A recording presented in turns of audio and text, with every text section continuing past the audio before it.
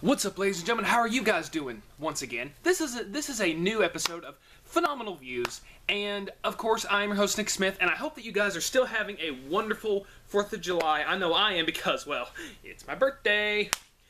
But I decided I was going to re-watch a certain movie that I went and watched in 2012 during, well, on my birthday, because it came out on my birthday, actually.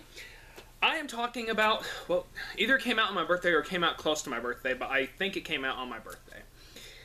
Guys, this is me redoing my review of The Amazing Spider-Man. Now, I'm just going to come out and say I really do like this movie. I really do. But now, see, the thing is, I like Andrew Garfield as Spider-Man, and I like Tobey Maguire as Spider-Man, but you know, a lot of people, and even including me, whenever I see Spider-Man, I do think of Tobey Maguire. But that doesn't mean that Andrew Garfield isn't a good choice for Spider-Man, because he is. So, I think Andrew Garfield was a good choice. Him and Emma Stone were perfect together as Peter Parker and Gwen Stacy, and it also helped that they were dating in actual real life. I don't know if they're still dating now. I think they broke up. But they had really good chemistry with each other, and it really felt and looked like they were Peter Parker and Gwen Stacy. Captain Stacy was done very well. The whole thing with him and Peter was done really well. I liked the actors who played Uncle Ben and Aunt May. I liked Flash Thompson. I liked a lot of things in this movie. There were a couple things that I did have an issue with, and I am going to have to go into some spoilers. So before I do, if you don't want to know what happens in this movie, you're going to want to leave now because I am going to go into some spoiler territory. But, I mean, if you read Spider-Man or watched any of the Spider-Man movies, you know kind of what happens. Kind of. So, in this movie, one of the major issues that I had, but at the same time I kind of can see, they drop him finding his Uncle Ben's killer. Now, when I watched it the first time, that was really one of my only few issues with the movie, was that they stopped doing that with the whole thing with his Uncle Ben's killer. But as I watched the movie, they kind of didn't really drop it. They just kind of, I guess you could say, someone's texting me, they kind of threw it into something else. Or they took the meaning of Uncle Ben's death to something else. And here's what I'm talking about. When his uncle dies, that sets him on his path for revenge to find his killer. But as he goes through and as he's taking down criminals or these certain criminals, and as he's finding them more and more, he doesn't find them. He doesn't find him. But when he goes and has dinner with Gwen Stacy and her family, and when he talks to her dad, you know, his dad's like, this guy isn't a hero. He thinks he's an outlaw. He's just taking out criminals. It's like he has a personal vendetta. And I kind of see what Mark Webb wanted to do. He didn't, it seems, at least to me, that Mark Webb didn't want to copy what Sam Raimi did, even though it is in the comics, but he did it, he still did it, he just did it in a different way. And it takes him, after having that conversation with Gwen's dad and him saving the kid on the bridge, he then knows, oh, I know what I want Spider-Man to be. I know what I want to use my powers for. This is what Uncle Ben meant by, they don't say with great power comes great responsibility, but they do small, tiny hints at it. And I thought that was a nice touch. You know, I mean, yeah, it would have been nice if they would have had him say, you know, with great power comes great responsibility. But he says that there does come times when if you can do certain things, you have the responsibility to do those things. And that was kind of it. And they do kind of show with when Uncle Ben goes out. And I did like how, and I know that I'm rambling about the Uncle Ben thing, but this was kind of one of the only major things that bothered me, but after watching it again, I kind of understand, and I kind of like what they did. When his Uncle Ben dies, it puts him on, like I said earlier, puts him on the path for revenge, but after he saves after the first person that he saves, and after talking with Gwen Stacy's dad, it makes him realize, okay, this is what Uncle Ben meant. This is what I want to do. This is what I want to use my powers for. This is what I want Spider-Man to be. And I thought that was done really nice, but it would have been nice if they would have at least had him catch his Uncle Ben's killer.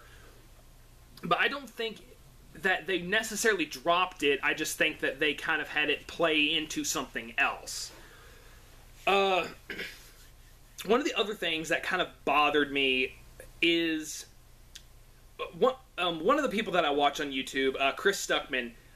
He talked about like how he kind of didn't like this movie because Peter is supposed to be a poor kid, yet he's able to afford this stuff to make his costume. But they show him getting stuff. Well, they don't really show him, or they don't really show, but they do show that he went to Oscorp, and when he got bit by the spider, he discovered the web cartridges. He discovered he got like an entire box full.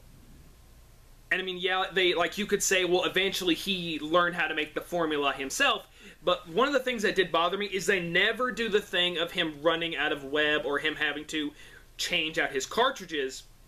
And that was something in the 90s cartoon and in the comics that he is to do. Even in the cartoon Spider-Man Unlimited, he actually has to change. There's an episode, or at least one or two episodes where I've seen, where he has to go back to his apartment and get a new web cartridge because he ran out. And they never really did that, but they did say how much webbing was in the cartridge itself. So I guess you could say there's their explanation of why he never ran out, or why he never said, oh, I'm getting low on my cartridges, I need to stop and change them. But because like that's just something that kind of happens to Spider-Man. His cartridges, he runs out or something, and that was something that when I watched it, I made that note. I was like, I kind of wish they would have done something like that. But like everything else in this movie is really good. I really like the suit, and I do like how they instead of telling us that he created the suit, I do like that they did more in this movie than they did in the Sam Raimi, because in the Sam Raimi movies, all they do is they kind of show us him drawing and what he wants his costume to look like, but they never show us how he made it, and I did like that better. I did like how they showed more of how smart Peter is, instead of just telling us not Mark Webb. Sam Raimi kind of did a kind of both of a show and don't tell. They did a little bit of both. They showed us a little bit of how smart he was, and then they told us a little bit. With this, they show us. Like, they show us his room. They show us... We're getting ready to get a storm. Sorry about that. But they show us how smart he is. They show how he's able to make the web cartridges. They show, or the web shooters. They show us him making the suit, him sewing the eyes to the mask. They show him experimenting with his powers, like they did in the Sam Raimi movies. They show us him experimenting with the web shooters, and him eventually becoming Spider-Man, and that was something I really wanted to see. In the other movies, I was like, well, why didn't they ever show us how he made it? And I really like that they threw that in, showing us how smart he is and what skills that he has. And I like how they showed us how acrobatic he was. I loved that he was a smart mouth. Now, Tobey Maguire didn't do that bad. He didn't, but some of his jokes were kind of stale, and he didn't tell that many. With this, he does tell more smart aleck jokes, and I liked that. I felt like this was a more comic version of Spider-Man than the ones that we got with the Sam Raimi movies, but I still do like the Sam Raimis, except number 3. I'm actually working on something where I'm going to actually rewrite Spider-Man 3 in how I would have done it. If you guys have any ideas, put in the comments below. But I didn't mind The Amazing Spider-Man. I liked the stuff with the Lizard, because Lizard was his first villain. They kind of got characters different, at least from what I remember with Dr. Connors. I know he was wanting to, in every single adaptation of the cartoons that I have seen, he's always wanting to regrow his arm, but they kind of made him in this movie have him do something more than just that. He was wanting more than just to regrow his arm. Now, I do kind of wish that they would have thrown in his family, because that's kind of a big thing for him. I know that there's a deleted scene that shows him talking with his son once, but at least it would have been nice if they would have thrown that in there. Maybe I did like the stuff that they did with Peter's parents. I did like how they explained how he got to his Uncle Ben's, what happened to his parents. Well, I know that they died, but I like that at least they showed him how he got to live with his Uncle Ben and Aunt May. I like Uncle Ben and Aunt May, like I said earlier. The guy who plays Flash Thompson, he was good at what he did, and I even like that they kind of did this when his Uncle Ben died. Flash showed sympathy, and he was like, dude, look, I'm sorry for yesterday, and Peter didn't want to talk to him, but he's like, look, your uncle died, I'm sorry. And I thought that that was a really good way to show that even though Flash picks on Peter, he still has sympathy for his uncle dying, showing that he is at least a somewhat decent person. Gwen Stacy, I thought, was a very strong character. She wasn't a damsel in distress. She was smart.